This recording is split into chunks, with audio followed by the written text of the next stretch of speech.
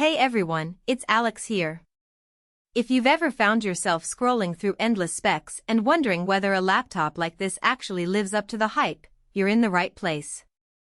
I've spent the last few weeks testing a few mid-range gaming notebooks and chatting with a lot of buyers who were on the fence, so what follows is a straight-to-the-point look at the NIMO 15.6-inch light gaming laptop.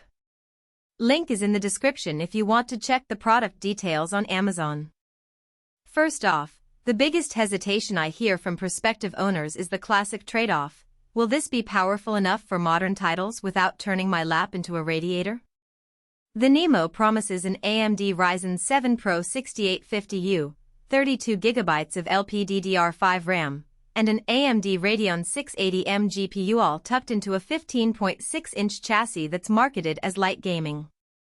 That sounds promising, but the real question is how those components behave when you actually sit down and play a game for a couple of hours. I started by loading a few titles that sit at different points of the graphics spectrum. For a demanding open-world shooter like Cyberpunk 2077, the Radeon 680M handled medium settings at 1080p just fine, keeping frame rates in the 4,555 frames per second range. The frame time consistency was decent, but I did notice the fans ramp up to a noticeable hum once the graphics load spiked above 70% GPU utilization. It wasn't a screaming scream, but it was loud enough that you'd hear it in a quiet room. In contrast, a lighter title like indie platformer Ori and the Will of the Wisps ran effortlessly at high settings, the fans barely kicking in. So for games that lean more on the CPU or have modest graphics demands, the laptop feels very comfortable. For the heaviest modern AAA games, you'll be trading a little bit of visual fidelity for smoother play. Heat is another practical concern. The metal chassis does a respectable job of spreading warmth, but the bottom of the laptop does get warm after a half hour of intense play. It's not hot enough to burn your hands, but you'll want a laptop stand or a cooling pad if you plan on marathon sessions. The thermal design seems calibrated for short bursts rather than all-night gaming, which is something to keep in mind if you're a competitive player who streams for hours on end. Keyboard feel is surprisingly solid for a laptop in this price bracket. The backlit keys have a slight tactile bump, and the 100W USB-C charging port means you can keep the laptop plugged in while you game without worrying about a dwindling battery. The fingerprint sensor works reliably. You just place your thumb on the right side of the spacebar and you're in. I found the layout familiar and the key travel sufficient to avoid the mushy feeling that cheap gaming laptops sometimes have. However, the keyboard is a bit shallow compared to a full-sized mechanical board, so if you're used to a deeper keystroke, the experience might feel a little muted after long typing sessions.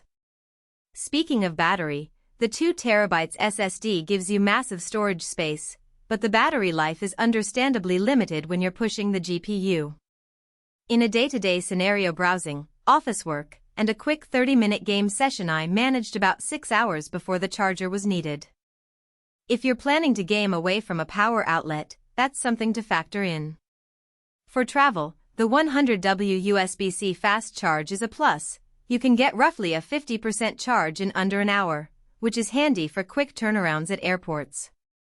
Portability is often a headline claim for light gaming laptops, and the 15.6-inch size does keep it relatively easy to slip into a backpack.